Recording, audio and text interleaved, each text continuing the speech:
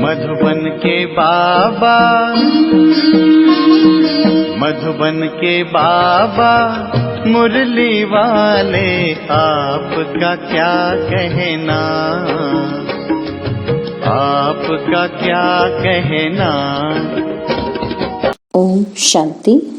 आज 27 नवंबर 2022 के अव्यक्त बाप दादा के मधुर महावाक्य सुनेंगे, जिसकी रिवाइज डेट है 31/12/1992। मुरली का सार है, सफलता प्राप्त करने का साधन, सब कुछ सफल करो। तो बहुत ही प्रेम और एकाग्रता से सुनते हैं आज के अव्यक्त बाप दादा के मधुर महावाक्य। आज नव जीवन देने वाले रचता बाप अपनी नव जीवन बनाने वाले बच्चों को देख रहे हैं।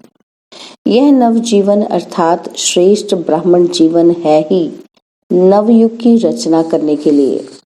तो हर ब्राह्मण आत्मा की नई जीवन नवयुग लाने के लिए ही है, जिसमें सब नया ही नया है। प्रकृति भी सतो प्रधान अर्थात नई है। दुनिया के हिसाब से नया वर्ष मनाते हैं, नए वर्ष की बधाइयां देते हैं व एक दो को नए वर्ष की निशानी गिफ्ट भी देते हैं।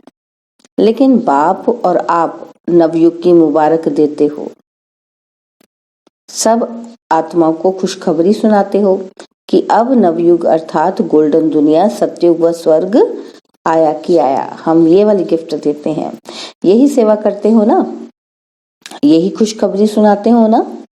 नए युग की गोल्डन गिफ्ट भी देते हो। क्या गिफ्ट देते हो? जन्म जन्म के अनेक जन्मों के लिए विश्व का राज्य भाग्य। इस गोल्डन गिफ्ट में सर्व अनेक गिफ्ट्स आ जाती हैं। अगर आज की दुनिया में कोई कितनी भी बड़ी ते बड़ी व बढ़िया ते बढ़िया गिफ्ट दे तो भी क्या देंगे? अगर कोई किसी को आजकल का ताज व तख्त भी दे दे, वह भी आपकी सतो प्रधान गोल्डन गिफ्ट के आगे क्या है? बड़ी बात है क्या? तो नवजीवन रचता बाप ने आप सभी बच्चों को यह अमूल्य अविनाशी गिफ्ट दे दी है। अधिकारी बन गए हो ना। तो ब्राह्मण आत्माएं सदा अखुट निश्चय की फलक से क्या कहते कि यह विश्व का राज्य भाग्य तो हमारा जन्म सिद्ध अधिकार है। इतनी फलक है ना, या कभी कम हो जाती, कभी ज्यादा हो जाती। निश्चय है और निश्चित है, इस आधार की भावी को कोई टाल नहीं सकता। निश्चय बुद्धि आत्माओं के लिए यह निश्चित भावी है। निश्चित है ना, या कुछ चिंता है कि पता नहीं मिलेगा कि नहीं मिलेगा? कभी संकल्प आता है? अगर ब्राह्मण है तो निश्चित है, ब्राह्मण सो फरिश्ता, फरिश्ता सो देवता। पक्का निश्चय है, ना कि थोड़ी हलचल होती है। अचल अटल है। तो ऐसी गोल्डन गिफ्ट बाप ने आपको दी और आप क्या करेंगे? औरों को देंगे। अल्पकाल की गिफ्ट है तो अल्पकाल समाप्त होने पर गिफ्ट भी समाप्त हो जाती है, लेकिन यह अविनाशी गिफ्ट हर जन्म आपके साथ रहेगी। वास्तविक मनाना तो नवयुग का ही मनाना है, लेकिन इस संगम युग में हर दिन ही मनाने का है, हर दिन मौज में रहने का है, हर दिन खुशी के झूले में झूलने का है व खुशी में नाचने का है, अविनाशी गीत गाने का है। इसलिए ब्राह्मण जीवन का हर दिन मनाते रहते हो। हर दिन ब्राह्मणों के लिए उत्साह उमंग बढ़ाने वाला उत्सव है। इसलिए यादगार रूप में भी भारत में अनेक उत्सव मनाते रहते हैं। यह प्रसिद्ध है कि भारत में साल के सभी दिन मनाने के और कहीं भी इतने उत्सव नहीं होते जितने भारत में होते हैं। तो यह आप ब्राह्मणों के हर दिन मनाने का यादगार बना हुआ है। इसलिए नए वर्ष का दिन भी मना रहे हो। नया वर्ष मनाने के लिए आए हो तो सिर्फ एक दिन मनाएंगे। पहली तारीख खत्म होगी तो मनाना भी खत्म हो जाएगा। तो आप श्रेष्ठ आत्माओं का नया जन्म अर्थात इस ब्राह्मण जन्म की श्रेष्ठ राशि है। हर दिन मनाना, हर दिन उत्सव। आपकी जन्म पत्री में लिखा हुआ है कि हर दिन सदा श्रेष्ठ से श्रेष्ठ होना है। आप ब्राह्मणों की श्रेष्ठ राशि है ही सदा उड़ती कला की। ऐसे नहीं कि 2 दिन बहुत अच्छे और फिर 2 दिन के बाद थोड़ा फर्क होगा। मंगल अच्छा रहेगा, गुरुवार उससे अच्छा रहेगा, शुक्रवार फिर विघ्न आएगा। ऐसी राशि आपकी है क्या? जो हो रहा है वह भी अच्छा और जो होने वाला है वह और अच्छा। इसको कहते हैं ब्राह्मणों के उड़ती कला की राशि। ब्राह्मण जीवन की राशि बदल गई क्योंकि नया जन्म हुआ ना। तो इस वर्ष हर रोज अपनी श्रेष्ठ राशि देखकर प्रैक्टिकल में लाना। दुनिया के हिसाब से ये नया वर्ष है और आप ब्राह्मणों के हिसाब से विशेष अव्यक्त वर्ष मना रहे हो। नया वर्ष अर्थात अव्यक्त वर्ष का आरंभ कर रहे हो। तो इस नए वर्ष का व अव्यक्त वर्ष का विशेष स्लोगन सदा यही याद रखना। क्या है? कि सदा सफलता का विशेष साधन है हर सेकंड को, हर श्वास को, हर खजाने को सफल करना। सफल करना ही सफलता का आधार है। किसी भी प्रकार की सफलता, चाहे संकल्प में, बोल में, कर्म में, संबंध संपर्क में, सर्व प्रकार की सफलता अनुभव करना चाहते हो तो सफल करते जाओ, व्यर्थ नहीं जाए। चाहे स्व के प्रति सफल करो, चाहे और आत्माओं के प्रति सफल करो, तो ऑटोमेटिकली सफलता की खुशी की अनुभूति करते रहेंगे। क्योंकि सफल करना अर्थात वर्तमान के लिए सफलता और भविष्य के लिए जमा करना है। जितना इस जीवन में समय सफल करते हो तो समय की सफलता के फलस्वरूप राज्य भाग्य का फुल समय राज्य अधिकारी बनते हो। हर श्वास सफल करते हो, इसके फलस्वरूप अनेक जन्म सदा स्वस्थ रहते हो। कभी चलते चलते श्वास बंद नहीं होगा, हार्ट फेल नहीं होगा।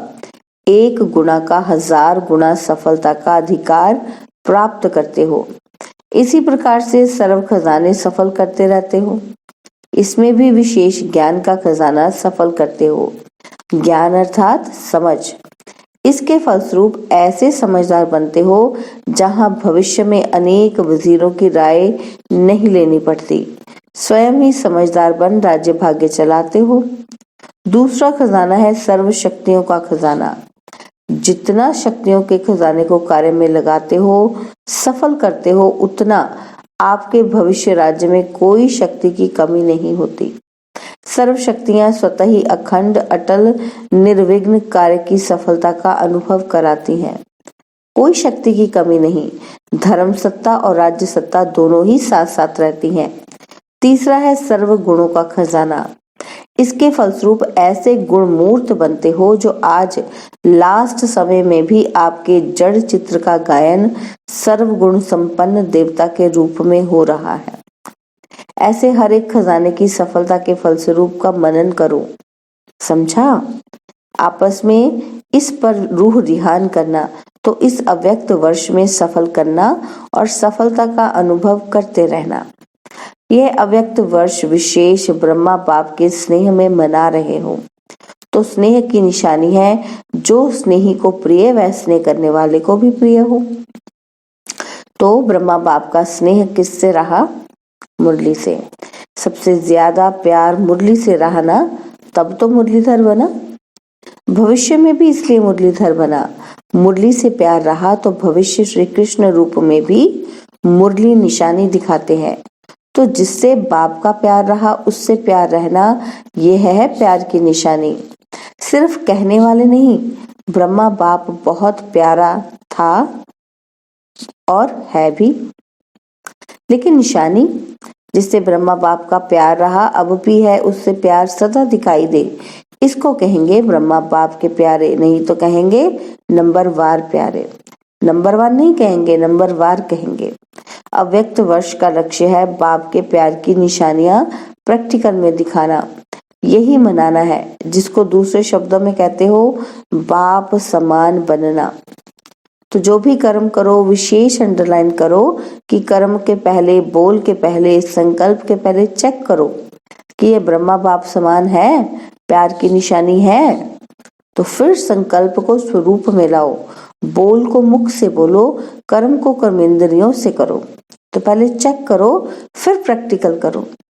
ऐसे नहीं कि सोचा तो नहीं था लेकिन हो गया नहीं।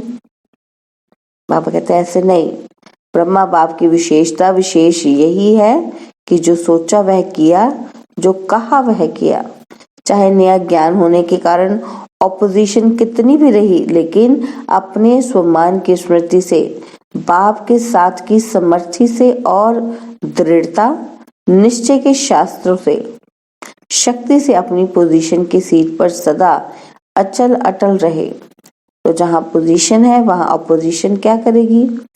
ऑपोजिशन पोजीशन को दृढ़ बनाती है, हिलाती नहीं और दृढ़ बनाती है, जिसका प्रैक्टिकल विजयी बनने का सबूत स्वयं आप हो और साथ साथ चारों ओर की सेवा का सबूत है। जो पहले कहते थे कि ये धमाल करने वाले हैं, वे अब कहते हैं कि कमाल करके दिखाइए।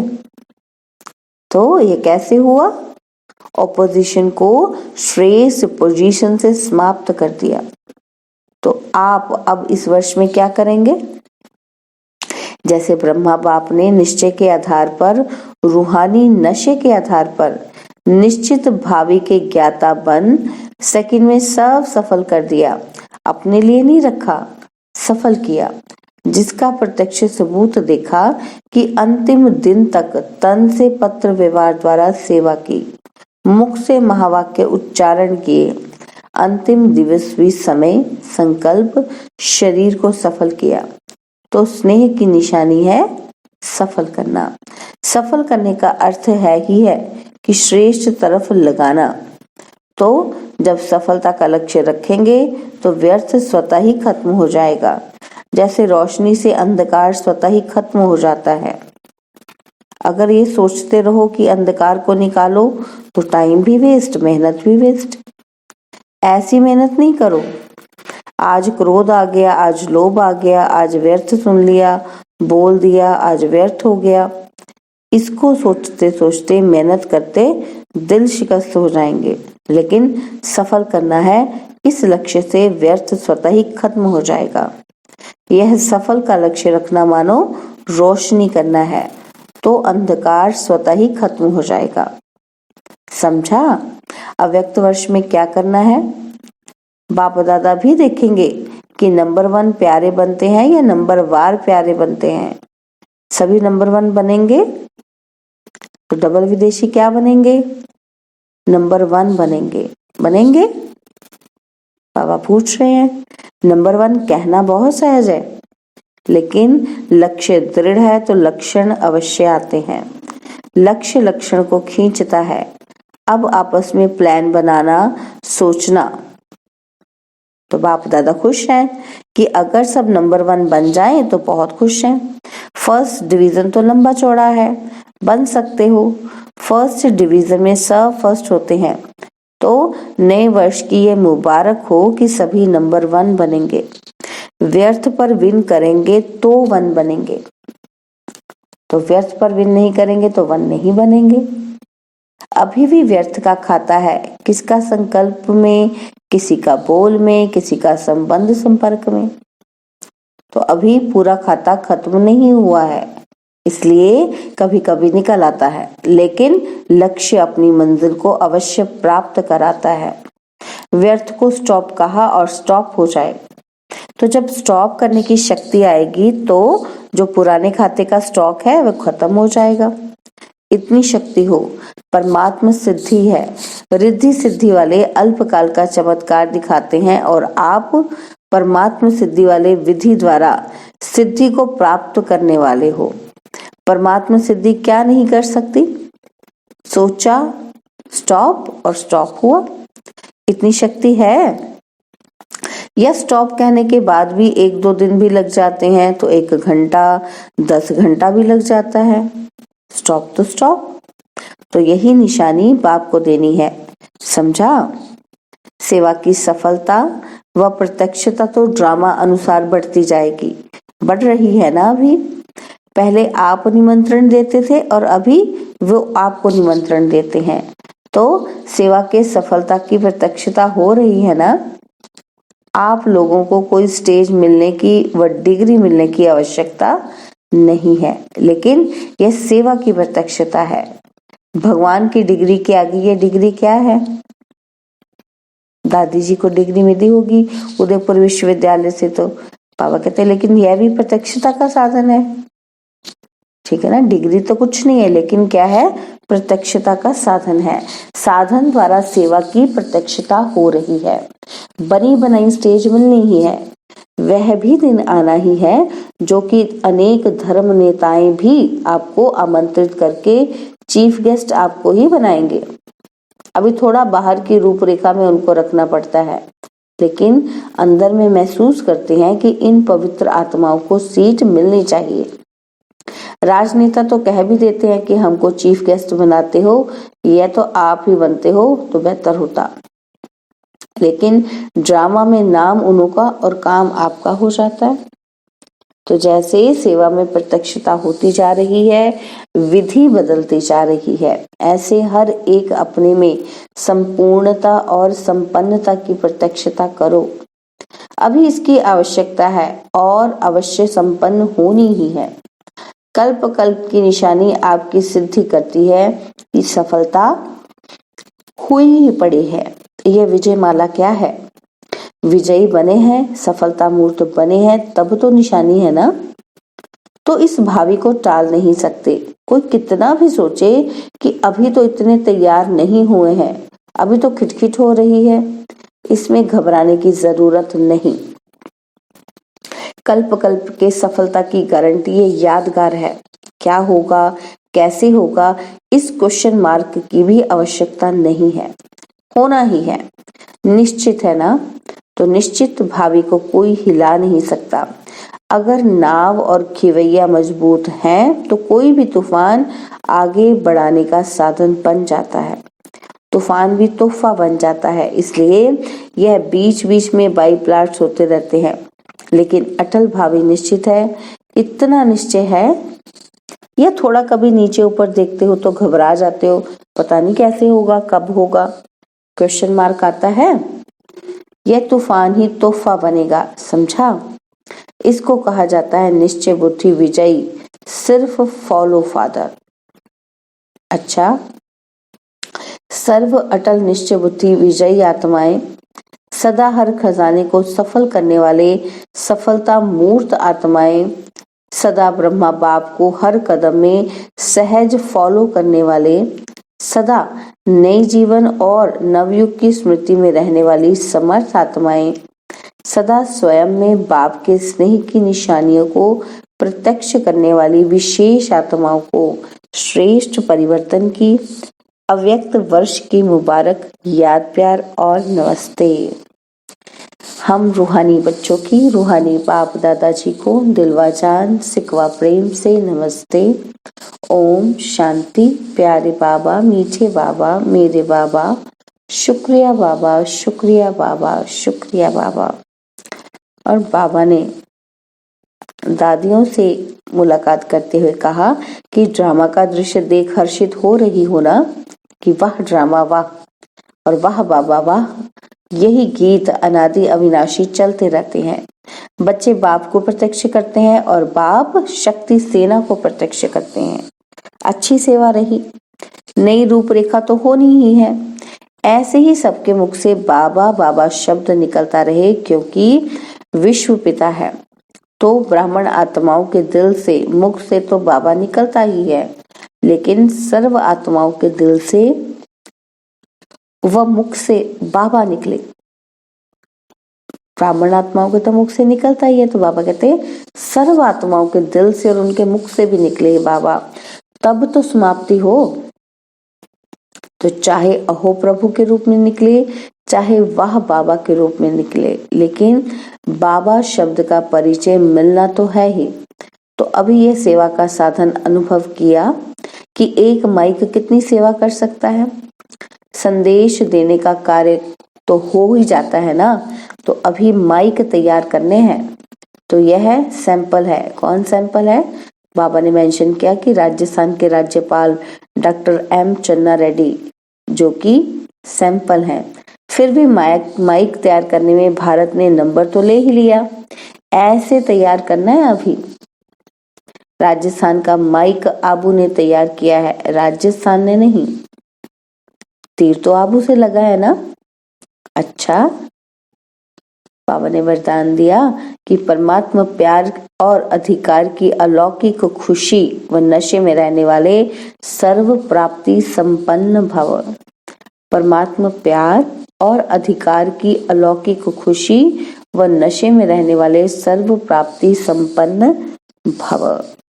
तो जो बच्चे बाप के साथ सदा कंबाइंड रहे, प्यार से कहते हैं मेरा बाबा, तो उन्हें परमात्मा अधिकार प्राप्त हो जाता है। बेहद का दाता सर्व प्राप्तियों से संपन्न कर देता है, तीनों लोगों के अधिकारी बन जाते हैं।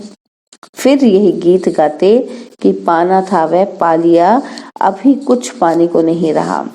उन्हें 21 जन्मों का गारंटी कार्ड मिल जाता है। तो यही अलौकिक खुशी और नशे में रहो कि सब कुछ मिल गया। स्लोगन है, साधनों के आधार पर साधना ना हो, साधन साधना में विघ्न रूप न बने। साधनों के आधार पर साधना ना हो, साधन साधना में विघ्न रूप न बने। ओम शांति। और अब यह एक बहुत अच्छी वीडियो भी जरूर देखें।